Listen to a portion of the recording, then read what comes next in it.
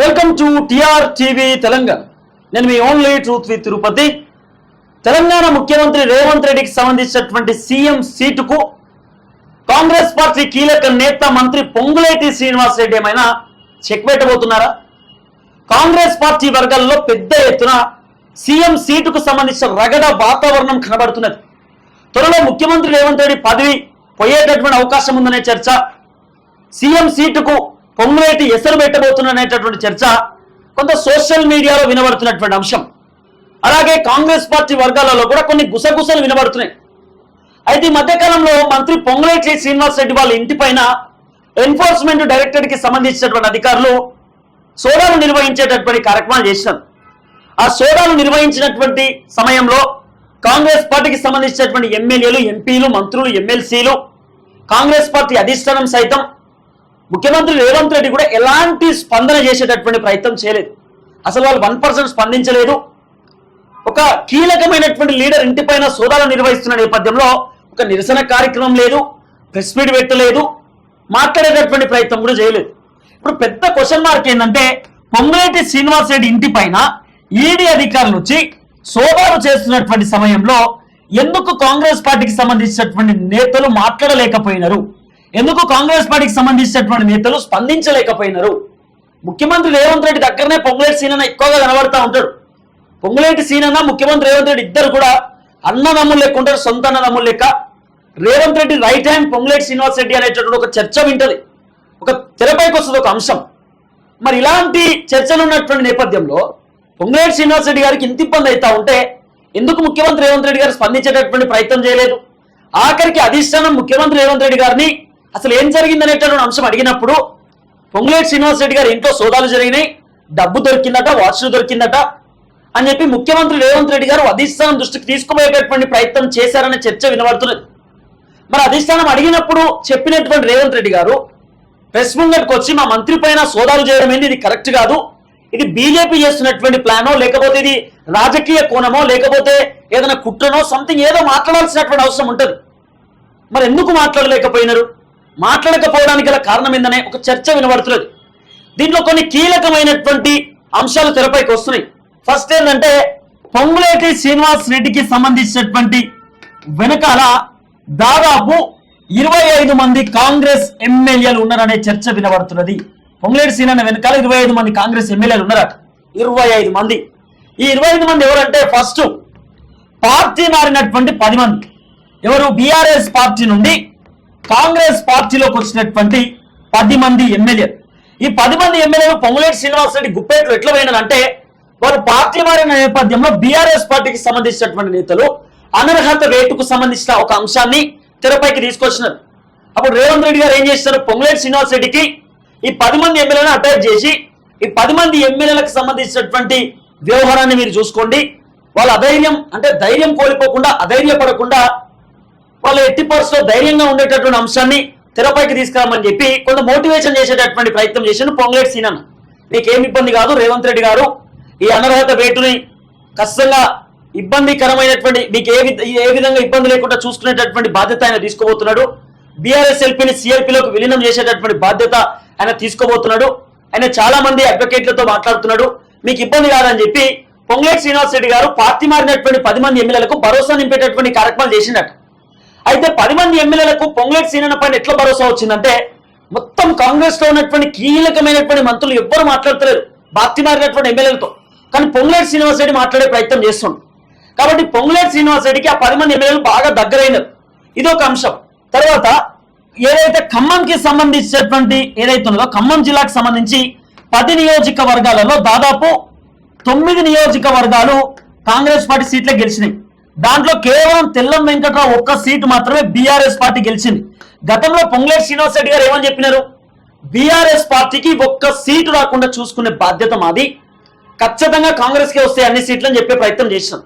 దాంట్లో ఒక BRS party seat వస్తే భద్రాచలంకి సంబంధించి ఆయనను కూడా కాంగ్రెస్ లోకి లాగేటటువంటి ప్రయత్నం కూడా చేసినారు. ఇవన్నీ అంశాలు తెరపైకి వచ్చినాయి. అయితే ఇక్కడ ఒక మెయిన్ పాయింట్ ఏంటంటే, ఈ 10 మంది కాంగ్రెస్ కి అంటే 9 మంది ఖమ్మంకి సంబంధించినటువంటి ఎమ్మెల్యేలు గెలవడానికి కారణం కూడా పొంగులేటి శ్రీనివాస్ రెడ్డి అని ఒక చర్చ వినబడుతున్నది.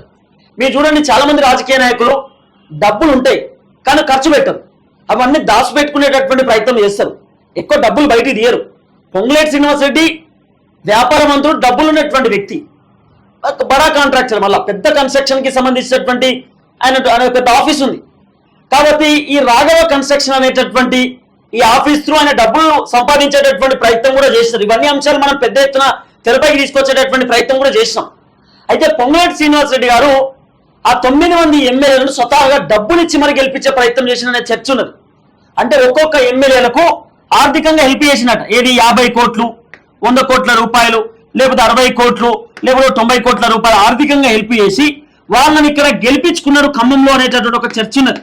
వాళ్ళకి ఎన్నికల టైంలో డబ్బులు ఇచ్చి మీరు గెలిచిన తర్వాత అప్పుడు నాకు ఆ డబ్బులు చెల్లించండి అని చెప్పి పొంగులేటి శ్రీనివాసరెడ్డి గారు వాళ్ళకు చెప్పిరు అనేటటువంటి ఒక చర్చ ఉన్నది. సరే, ఇవన్నీ ఎందుకు?